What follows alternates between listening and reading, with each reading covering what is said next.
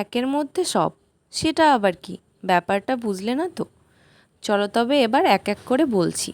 ত্বকের যত্ন, চুলের যত্ন, এই নানান দিক সামলে এই গরমে আবার পেট ঠিক রাখা ভীষণ চাপের। চলো সহজ একটা উপায় বলে দিচ্ছি।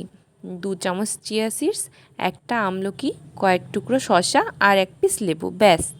এই 2 চামচ চিয়া সিডস, একে তো আমি নাম দিয়েছি গুণবতী। এর গুণের শেষ নেই।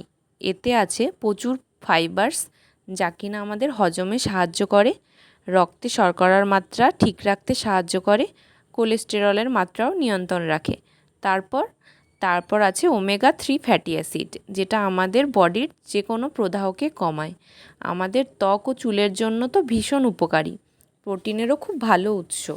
এছাড়াও ভিটামিনস ও মিনারেলসে ভরপুর, যেমন ক্যালসিয়াম, ম্যাগনেসিয়াম, ফসফরাস।